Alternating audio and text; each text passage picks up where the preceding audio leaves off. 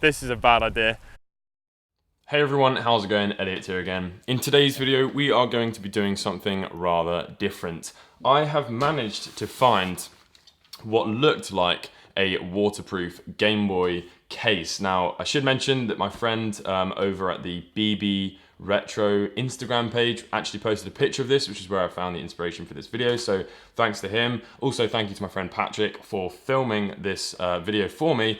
So basically, it looks like a waterproof Game Boy case. It looks like the sort of case you'd buy for your phone, which would just, you know, you could put your phone in it. You might not be able to use the touchscreen functionality, but you could press record, put it underneath, go out in the water, something like that. I really want to play this underwater. Like, let's be honest, who doesn't want to play a Game Boy underwater? It's like the common age-old question, can you play a Game Boy underwater? And I really hope we can. So unfortunately, the entire box is in Japanese and I can't speak Japanese. However, there is a Google Translate app which allows you to just basically put your phone up to the thing you're trying to translate and it translates it for you. I've done that with this box and the first thing it says is do not use underwater, which is a bit of a, I don't know, it's a little bit crap to be honest, because what's the point of it otherwise? It says this product is waterproof for life and cannot be used underwater, but what I presume by that is it means it's sort of like weatherproof, like it might be okay against some rain and some splashes, but it comes with a lanyard, and then inside obviously we have the case. It's a super heavy duty case, you know, it's like solid polycarbonate sort of stuff, so it would definitely be alright against drops. The way that the buttons still function is through this sort of rubber membrane, which you can just press, but it's really going to get very sticky. And actually, I have opened this before, and I noticed if you close this up, you've sort of got like an air bubble in there, but it doesn't look too good because when you press it, the air comes out, which is never really a sign of a good seal, so that's not good. There's also another instruction manual in here, and if I just show you this bottom bit, there's a bunch of sort of warnings. So it has a Game Boy underwater, something puncturing it, a drop, leaving it in the sun, and tools. So let's get that app out again and translate that. So we've taken a photo of the warnings along the bottom. I don't really care about any of the other ones. We're not going to puncture it or leave it out in the sun. It's mainly the water one we want to know about. And the translation literally says, if we select the text, not put in water. I mean, what is the point of this thing?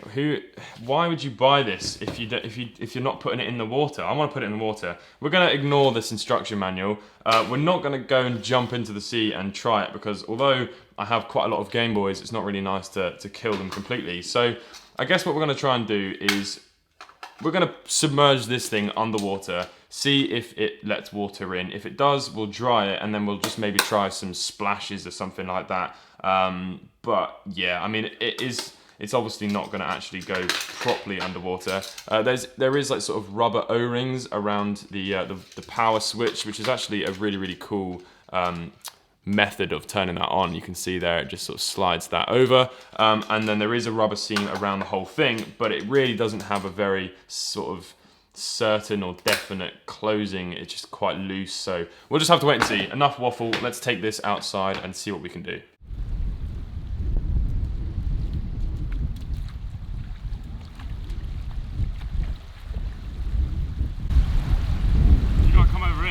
Okay, this will be sound. You recording? Right, it's on, yeah. So I don't know what the audio is going to be like because we are out on quite a windy day. I was clearly not dressed for the occasion. I'm in jeans because I forgot my shorts. Plus, to be honest, this probably isn't going to work. So I've got the Game Boy with me.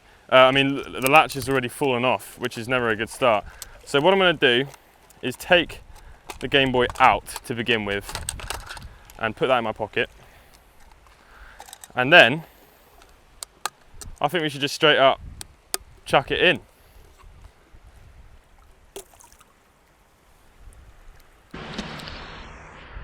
How's that? Alright. So the case is now completely in the water, and I'm going to be honest, if I let go, it just wants to float to the top, which must mean that it's actually keeping some sort of a seal in. Like, I don't know what's happening right now because we haven't opened it up, but that's what I think we should do next. And then if there isn't any water in there, we'll chuck it in and see what happens. Okay, so let's open it up and see if it's wet inside.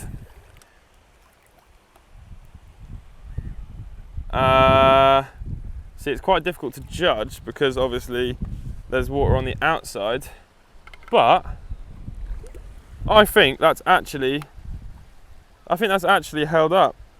There's no water inside. But let me check by the power switch. Yeah, there's no water inside this thing right now. So I think what we should do, as Patrick pointed out, I think it's definitely really going to be an indicator if water's going to get in here once we start pushing buttons, because as we saw back in the studio when we started, when I pushed that in, the air that was in there sort of all left out. So let's put it back in again, push that down and see what happens. Okay, I'm pressing quite hard. That's an unnatural press. So let's take it out again, shake it off. Don't copyright this video. I press quite hard, so if it actually survives this, I'm confident we can put this Game Boy in here. Right, let's give that a quick wipe. I can't see, Patrick, any water inside here.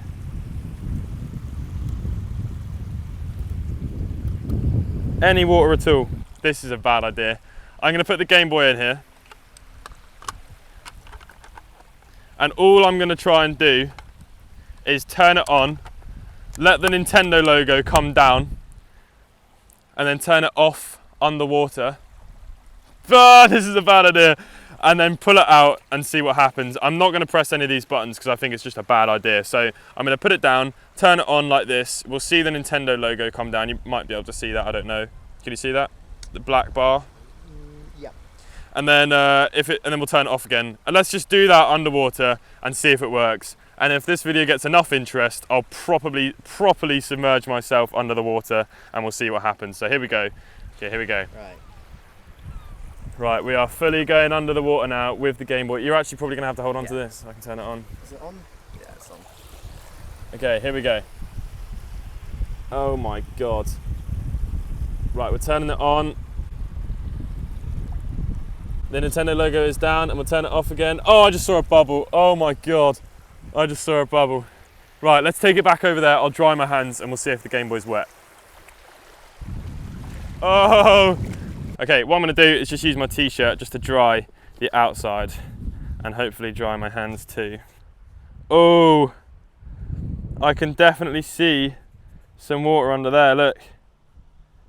That water ain't coming out. Although, oh, see, this is white. Look how dodgy that is, like it's literally... Okay, I think I've wiped as much liquid off as possible. Okay, let's open it up and see what happens then.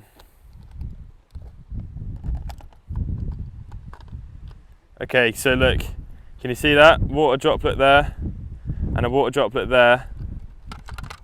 And if we turn it round, there's not a lot more than that, to be fair. There's one little water droplet there and one little water droplet there. I don't know if that camera is picking this up, but that is not bad, and it still turns on. So I don't know if this has been a huge failure or not. If this video gets 2,000 likes, I will actually submerge myself and the Game Boy Pocket and try and play a game of Tetris. And just like that, we are back at the studio. That was an awful transition, wasn't it? That was pretty interesting, to be honest. It was quite an exciting little event. Ultimately, I would like to actually take the Game Boy Pocket under the water, but I'm going to leave it to you guys to see if you want to see that or not. We would have to be prepared for the Game Boy to die because there was a bit of water inside that case, which is never really a good sign. Plus, it was only about 1 inch under the water maximum. So if we actually put it in sort of like 1 meter under so that I could get my whole body in the water and have a GoPro on my head or something, it might be a different story. So let me know. 2,000 likes, as I said. This is my new studio. I will do a proper tour eventually, but it's quite exciting to have a new space. Emily's here as well. I hope you guys have enjoyed this video. If you did, please leave a like. If you're new to the channel, consider subscribing, and I'll catch you in the next video. Peace. That's going to sound like a fart.